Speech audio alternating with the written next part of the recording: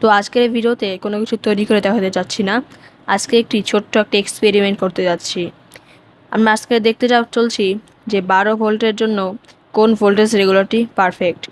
তো আমরা আগে থেকে জানি যে এই যে ভোল্টেজ রেগুলারটি আছে এটি 12 ভোল্ট, এটি 12 ভোল্টে চলে। আর এটি আমাদের এখানে লেখা আছে,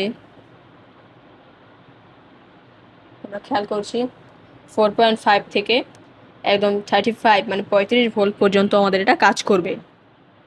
তো আপনাদেরকে দেখাই, আপনারা অবশ্যই দেখতে পাচ্ছেন।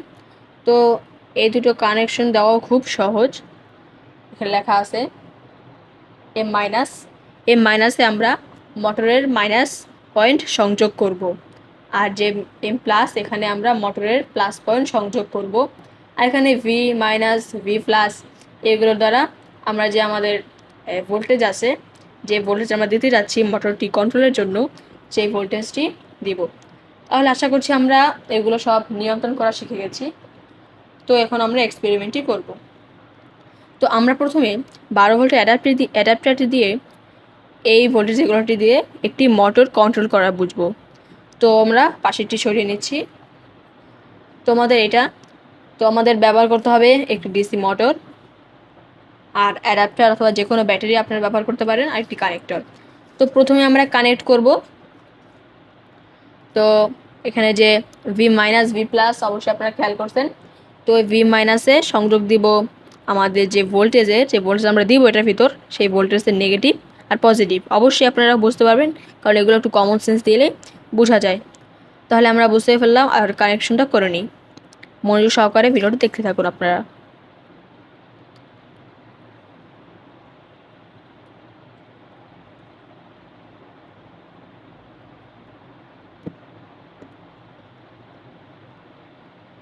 তো আমাদের যে তারটি এটা খুবই ঢিলা, তাই এটা খুলে আসতে যাচ্ছে।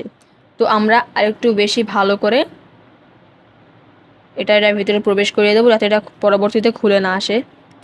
তো খুলে আসলে যে বিপত্তিটা হবে সেটা হলো শর্ট সার্কিট হবে, পজিটিভ নেগেটিভ একসাথে হয়ে গেলে। তাই একটু সতর্ক অবলম্বন করতে হবে, খুব সাবধানতা অবলম্বন করে এখানে কাজটা করতে হবে। তো আপনারা যদি ব্যাটারি ব্যবহার করে থাকেন তাহলে মোটামুটি মানে সতর্কতা অবলম্বন করবেন, ঠিক আছে। তো আমরা কানেক্ট করে নিলাম একটা তার, আর একটা তার বাকি। তো আমরা এটাও জয়েন করে নিচ্ছি।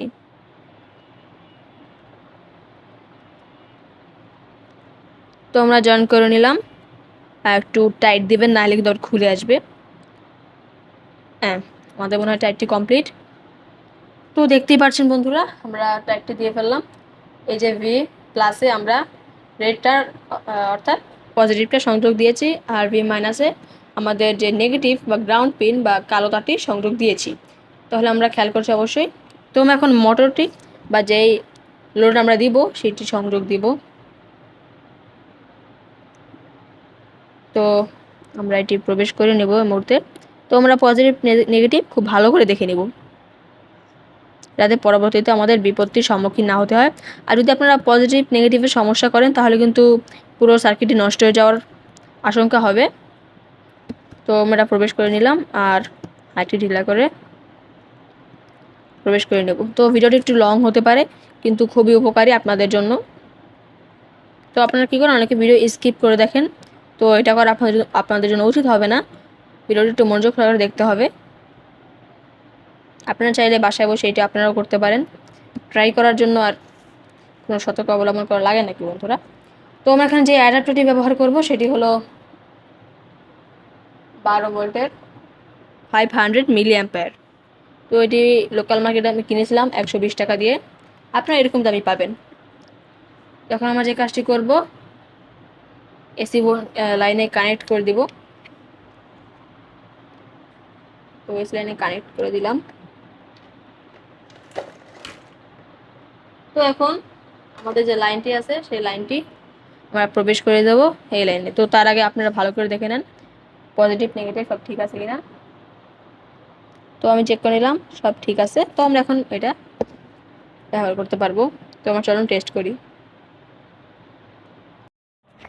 তো বন্ধুরা একটু খেয়াল করেন কি পরিমাণে সাউন্ড এটা দেয়, আর ভোল্টেজ রেগুলেটর হচ্ছে কি না শব্দ দেখে একটু অনুধাবন করার চেষ্টা করেন।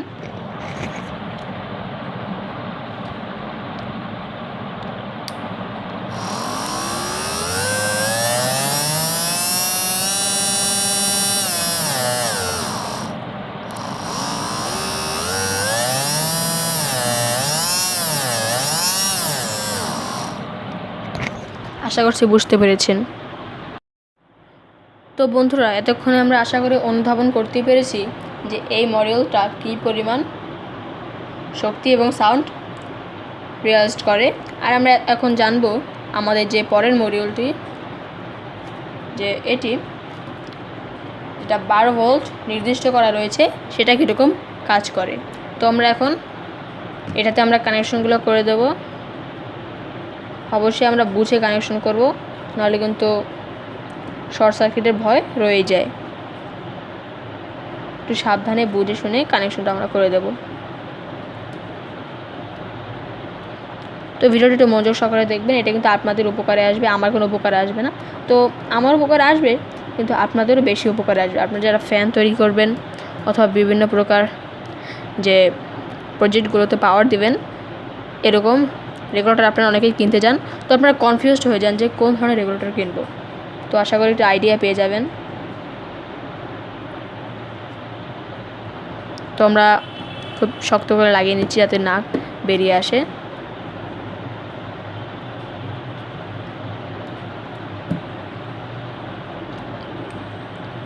তো আমরা লাগিয়ে দিলাম।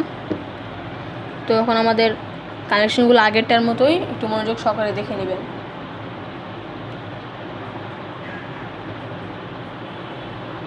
তো আশা করি বুঝতে পেরেছেন কানেকশনটা।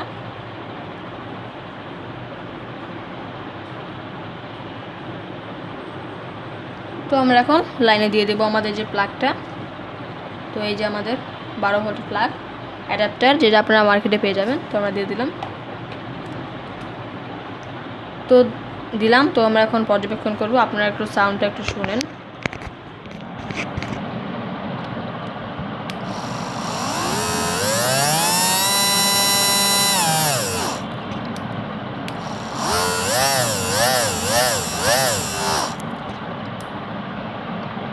তো বন্ধুরা, দুইটাই বন্ধ এবং চালু করার সুযোগ রয়েছে এবং কটকট শব্দ হচ্ছে, আপনারা একটু শুনুন।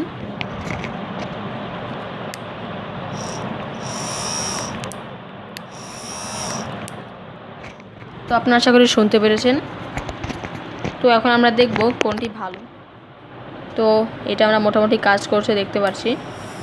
আপনারা শব্দ শুনে আশা করি অনুধাবন করার চেষ্টা করেছেন। এই মোটরটিও হালকা গরম হয়ে গেছে, তার মানে ভালো একটি কাজ করছে। তো আমরা এখন দেখব কোনটি আসলে ভালো, আগেরটা নাকি এটা। তো বন্ধুরা, এখন প্রশ্ন করব আপনাদেরই, তো এই দুটা মডেলের ভিতরে কোনটা ভালো। এখন আমি যদি বলি 4.5 ভোল্ট থেকে 35 ভোল্টের ভিতরে, তো এই মডেলটাকে আমি ভালো বলবো।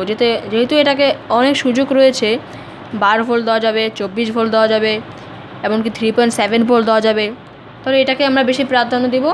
আর এটি শুধু 12 ভোল্টের জন্য রেগুলেট করা বা তৈরি করা, তাই আমরা এটি শুধু 12 ভোল্টের ফ্যান এগুলোর জন্য আমরা পারফেক্টলি তৈরি করতে পারবো এটি দিয়ে।